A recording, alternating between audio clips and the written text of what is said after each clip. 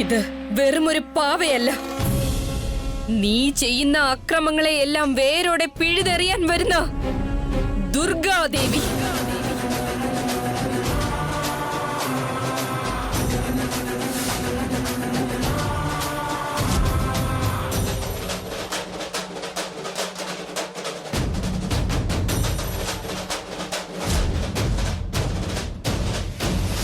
ശിവാനി, കലിയുഗമെന്ന് പറയുന്നത് രാക്ഷസന്മാർക്ക് സ്വന്തമാണെന്നുള്ള കാര്യം നീയും മറക്കരുത്.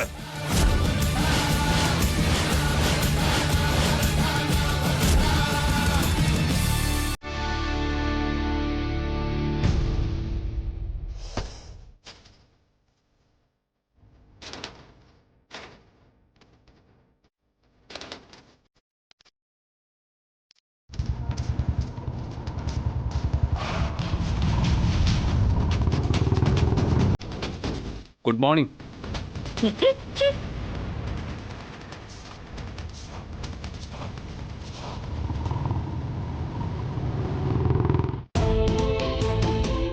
ഇവൾക്കെന്തു പറ്റി? ഗുഡ് മോർണിംഗ് പറഞ്ഞിട്ടും ഒന്നും മിണ്ടാതെ പോകുന്നു.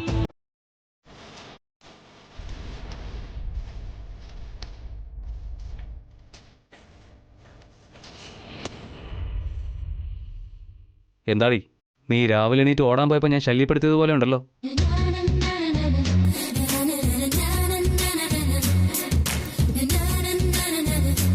നമ്മുടെ മുൻ പ്രധാനമന്ത്രി അടൽ ബിഹാരി വാജ്പേയി എന്താ പറഞ്ഞെന്നറിയോ? ഒരു കാലത്ത് എല്ലാവരും ഒരുപാട് കഷ്ടപ്പെട്ടിട്ട് വിശ്രമിക്കുമായിരുന്നുവെന്ന്. പക്ഷെ ഇപ്പോ വ്യായാമം ചെയ്തിട്ട് എല്ലാവരും റെസ്റ്റ് എടുക്കുന്നു.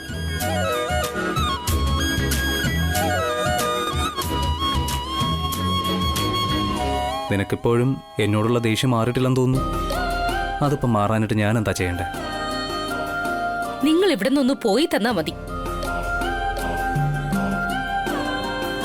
അല്ല, എന്നെ കണ്ടു കഴിഞ്ഞാൽ ഓരോന്ന് പറഞ്ഞ് എന്നെ ദേഷ്യം പിടിപ്പിക്കാറില്ലേ നീ? ഇപ്പോൾ അറിയാത്ത ആളെ പോലെ നീ എന്നെ അങ്ങ് അകറ്റി വിടുകയാണല്ലോ. എന്നോട് ദേഷ്യം ഉണ്ടെങ്കിൽ നിനക്കെന്നെ ഒന്ന് വഴക്ക് പറഞ്ഞൂടെ? നിന്റെ വായിക്കൊരു എക്സസൈസും ആവുമല്ലോ. അല്ല, ഈ പരിപാടിയൊന്നും എനിക്കറിയില്ല. എന്നാലും ഞാനൊന്ന് നോക്കട്ടെ.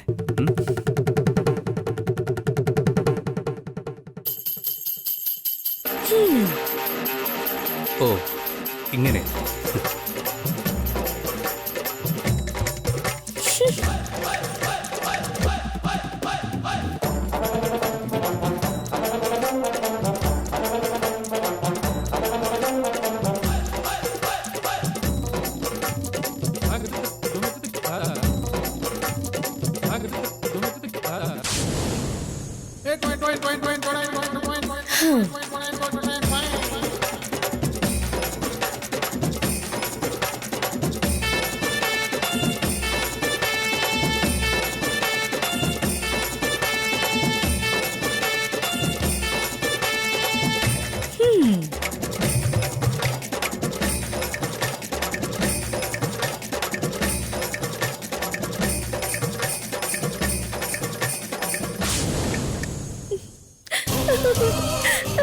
ഏയ്, കണ്ടോ, നീ ചിരിച്ചു. ഞാൻ ചിരിച്ചൊന്നുമില്ല. ചിരിക്കാതെ പിന്നെ പല്ല് വിളി കാണിച്ചാണോ? ഞാൻ നിങ്ങളോട് സംസാരിക്കില്ല.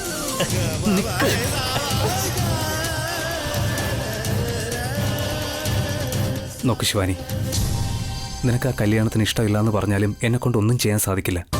ഒരു മുറച്ചെറുക്കനായിരുന്നിട്ടും നിനക്ക് വേണ്ടി എനിക്കൊന്നും ചെയ്യാൻ സാധിക്കുന്നില്ല എന്നുള്ളൊരു ദേഷ്യം ചിലപ്പോൾ നിനക്കുണ്ടാവാം.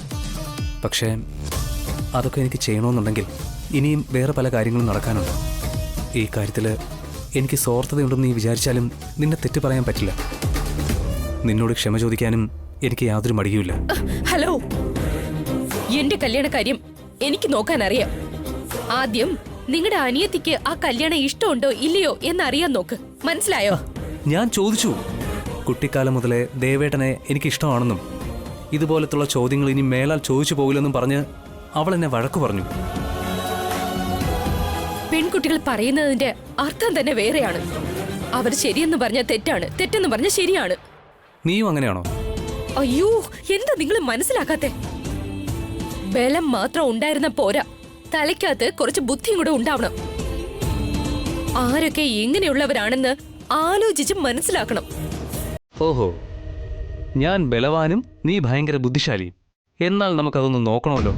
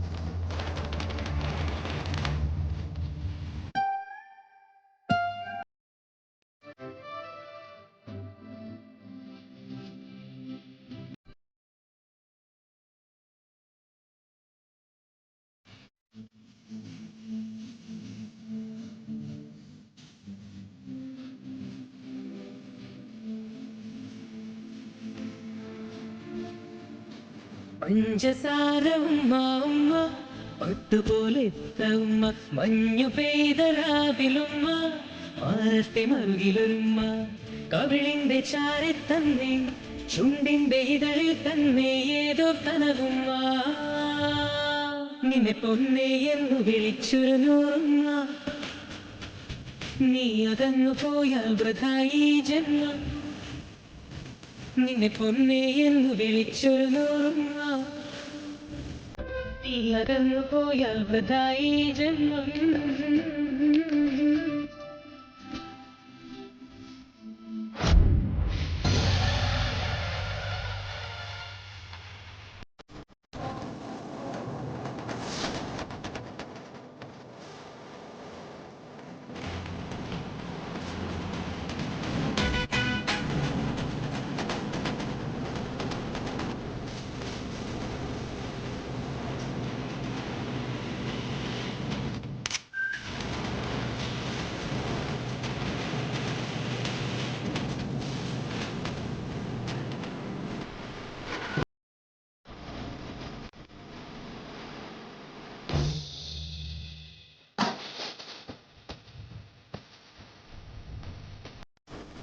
കണ്ടല്ലോ, ബലശാലിയായ ആൺകുട്ടി താഴെ വീണു, ബുദ്ധിശാലിയായ പെൺകുട്ടി വീണവന്റെ മുകളിൽ വീണു.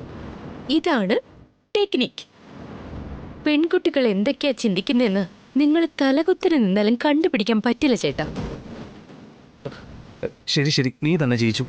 നീ ഇപ്പൊ എണീറ്റില്ലെങ്കിലേ ചിലപ്പോ എന്റെ ജീവൻ തന്നെ പോവും. ആ എന്താ എന്തെന്നാ എടി, നിനക്കെന്ത് വെയിറ്റ് ആണെന്നറിയോ? അതിനല്ലേ ഞാൻ ജോഗിങ് ചെയ്യുന്നത്.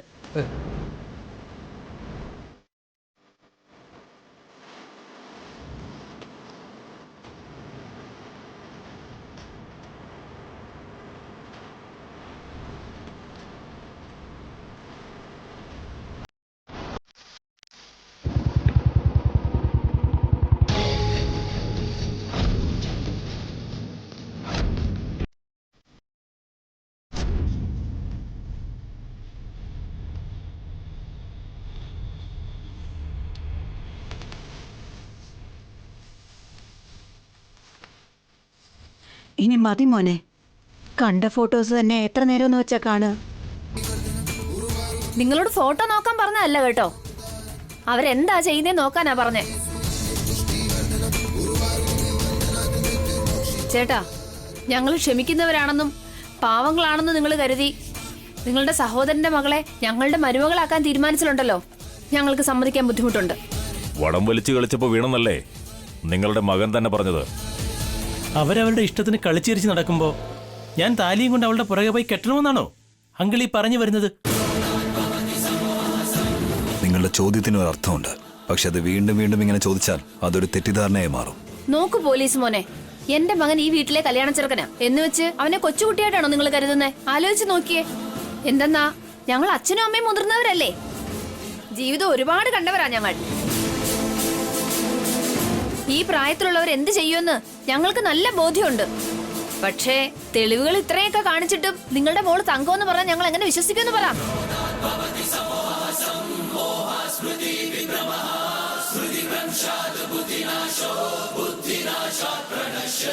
ശിവാനി,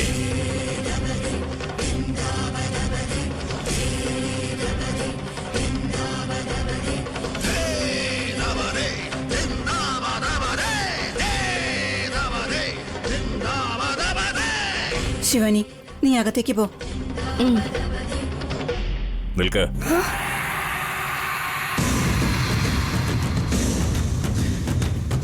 ആ ഫോട്ടോയിൽ അവളുള്ളപ്പോ എങ്ങനെയാ അകത്ത് പോകാൻ പറയുന്നത്? നീ എന്താ ഇങ്ങനെയൊക്കെ ചെയ്യുന്നത്? പറ. ഞാൻ എന്ത് ചെയ്തു? അത് എന്നെ കൊണ്ട് തന്നെ പറയിക്കണോ? മോനെ, കുറച്ചു നേരം മുൻപ് ഞങ്ങളെ കാണിച്ച ഫോട്ടോ നീ ഇവൾക്ക് കൂടി ഒന്ന് കാണിച്ചു കൊടുക്ക.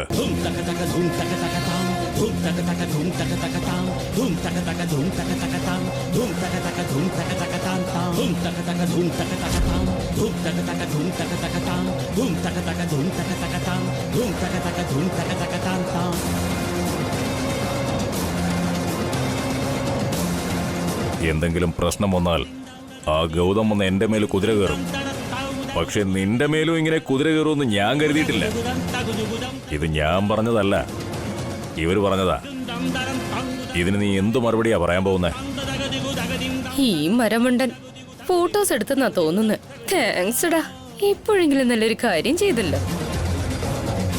ഒരുപാട് തെളിവുകൾ കാണിച്ച് നീ വലിയ വലിയ ഡയലോഗ് അടിച്ചിട്ടുണ്ടാവും. ഇതോടുകൂടി എന്റെ കല്യാണം നീക്കും. ലക്ഷ്മിയെ രക്ഷിച്ചതുപോലെയാകും. വേറെ എന്ത് പറയാനാ അച്ഛാ? ഇങ്ങനെ സൈലന്റ് ആയിട്ടിരിക്കുമ്പോ എല്ലാം മനസ്സിലാവുന്നുണ്ടല്ലോ. പറയാട്ടോ. അല്ല, ഞാൻ എന്തിനാ സൈലന്റ് ആയി നിൽക്കുന്നേ? വടംവലി കളിച്ചു, ഞാൻ തെന്നി വീണു. കാര്യം അത്രേ ഉള്ളൂ. അല്ലാതെ ഒരാളുടെ പുറത്ത് മറ്റൊരാള് മനഃപൂർവ്വം വീണതൊന്നും അല്ലല്ലോ. അതിനെ ഫോട്ടോ എടുത്ത് നിങ്ങളുടെ മുന്നിൽ കാഴ്ചവെച്ചാ എനിക്കെന്ത് ചെയ്യാൻ പറ്റും? ഞങ്ങള് കോലാഹലം ഉണ്ടാക്കുന്ന പോലെയാണോ നിനക്ക് തോന്നിയത്? ആ, ഇപ്പൊ തന്നെ ഈ പെണ്ണ് ഇത്ര അഹങ്കാരി ആയിരുന്നാലേ കെട്ടിക്കൊണ്ട് വരുമ്പോ ഞങ്ങളുടെ സ്ഥിതി എന്തായിരിക്കും? ഈ പെണ്ണിനെ വേണ്ടാന്ന് ഞങ്ങൾ പറഞ്ഞപ്പോ ഇവനാ ഈ പെണ്ണിനെ മതി എന്ന് പറഞ്ഞുകൊണ്ട് ഞങ്ങളുടെ ജീവൻ എടുക്കുന്നത്. പെണ്ണിനെ ഇവന് ഇഷ്ടമാണെന്ന് നിങ്ങളോട് പറയുന്നു, ഇഷ്ടമല്ലെന്ന് ഞങ്ങളോട് പറയുന്നു. ഈ വർത്തമാനം നല്ലതല്ല. അതെ വല്യച്ഛ, എന്നെ ഇത്രയും തവണ ഇങ്ങനെയൊക്കെ സംശയിക്കുമ്പോ ഇങ്ങനെ ഒരാളുടെ കൂടെ ഞാൻ എങ്ങനെയാ ജീവിക്കുന്നത്?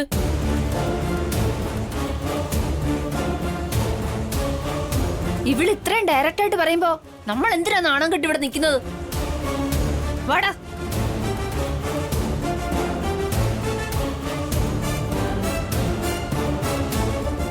എന്റെ പൊന്നോ. അച്ഛാ, അവരിറങ്ങി പോകുമ്പോ എന്താ ഇങ്ങനെ ഒന്നും മിണ്ടാതിരിക്കുന്നേ? എവിടെ പോവാനാടാ? അവരാവശ്യപ്പെട്ടതിൽ നിന്നും 2 കോടി കൂടുതൽ കൊടുത്താ പോരെ? 2 കോടിയോ? ഒന്നും നഷ്ടപ്പെടാനില്ലല്ലോ. ഓഹോ, എന്താ അവിടെ തന്നെ നിന്നത്? ചേട്ടാ, എന്തോ പറഞ്ഞല്ലോ. നിങ്ങളെന്തോ 2 കോടി തരാന്ന് പറഞ്ഞല്ലോ.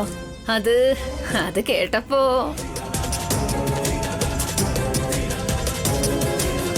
കാശിന് വേണ്ടിയാണോ നിങ്ങൾ എന്നെ കല്യാണം കഴിപ്പിക്കുന്നത്? നിങ്ങൾക്ക് പെണ്ണ് വേണ്ടേ? കാശാണോ വേണ്ടത്? അത്രേ ഉള്ളോ? ശിവാനി, ഇങ്ങനെയൊന്നും സംസാരിക്കരുത്. നീ തെറ്റ് ചെയ്തില്ലെങ്കിലും സംഭവിച്ച തെറ്റുകൾ തിരുത്തുന്നതിന് പകരം ഇങ്ങനെ ശബ്ദമുയർത്തരുത്. ഞാൻ ഇങ്ങനെ മിണ്ടാതിരുന്ന കുറ്റം മുഴുവൻ എന്റേതാകില്ലേ? ഇത് അനുഭവത്തിലൂടെ നമ്മൾ മനസ്സിലാക്കുന്നതല്ലേ? ഇവളിങ്ങനെയൊക്കെ സംസാരിക്കുമ്പോ നീ അത് കേട്ടുകൊണ്ടിരിക്കണോ ഗീതേ? പറഞ്ഞു കൊടുക്ക. ശിവാനി, ഇനി നീ ഒന്നും സംസാരിക്കരുത്. എന്നെ കൊണ്ട് സത്യം ചെയ്യും.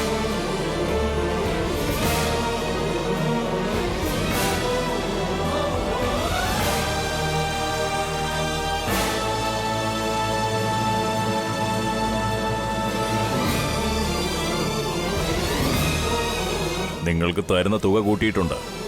അതുകൊണ്ട് നിങ്ങളുടെ മര്യാദ കുറഞ്ഞൊന്നും ഞങ്ങൾ കരുതാൻ പാടില്ലല്ലോ. ശരി, അങ്ങനെ തന്നെ നടക്കട്ടെ ഏട്ടാ. കൂടുതൽ പണം ഞങ്ങൾക്ക് തരാന്ന് പറഞ്ഞില്ലേ, അത് തന്നെ സന്തോഷം. പക്ഷേ പെണ്ണിന്റെ മേലുള്ള ഞങ്ങളുടെ സംശയം ഇതുവരെ മാറിയിട്ടില്ല.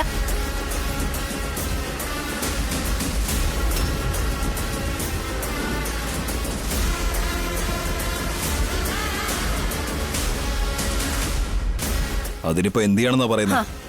എന്ത് ചെയ്യണമെന്ന് വെച്ചാ, സന്താനലക്ഷ്മി ക്ഷേത്രത്തിൽ അവൾ മുറച്ചെറുക്കനുമായി യാതൊരു തെറ്റും ചെയ്തിട്ടില്ലെന്ന് സത്യം ചെയ്ത് പറയട്ടെ. അപ്പൊ ഞങ്ങൾ വിശ്വസിക്കാം. അല്ലെങ്കിൽ ഞങ്ങൾ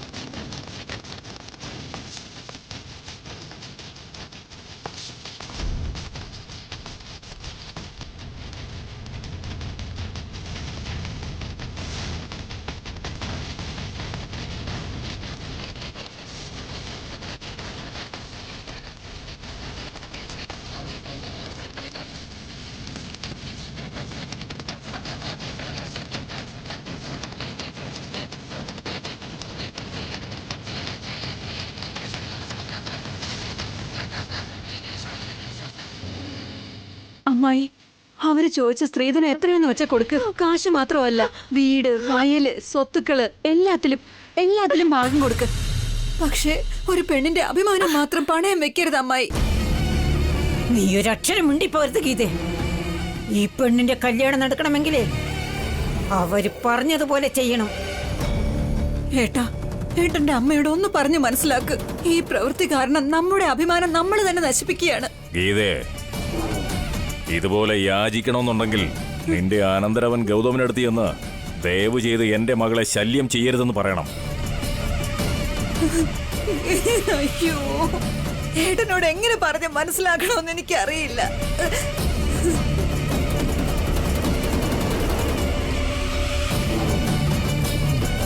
ശിവാനി, എപ്പോഴും എന്തെങ്കിലുമൊക്കെ പറഞ്ഞ് നീ വീട്ടിൽ നിന്ന് രക്ഷപ്പെട്ടു പോകാറുണ്ട്. ഇന്ന് നീ എന്തുകൊണ്ട് പോയില്ലെന്നോർത്ത് ഞാൻ വിഷമിക്കുകയാണ് മോളെ. നിർത്താൻ! നീ കാരണമാണ് ഇവളെ ഈ വിധത്തിലായതെന്ന് എനിക്ക് നന്നായിട്ട് മനസ്സിലായി. ഏയ് ഗീതേ, നീ ഇവൾക്ക് ജന്മം നൽകിയിട്ടില്ല. നിന്നെപ്പോലെ നിന്റെ മക്കൾ വിചാരിക്കരുതെന്നുണ്ടെങ്കിൽ പറയുന്നത് അനുസരിച്ച് നിൽക്കുന്നതാ നല്ലത്.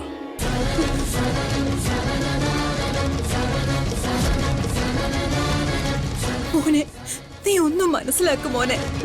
മുറപ്പെണ്ണും മുറച്ചെറുക്കനും കുട്ടിക്കാലം മുതലേ കൂട്ടുകാരെ പോലെ കളിച്ചു വളർന്ന് നടന്നവരാണ്.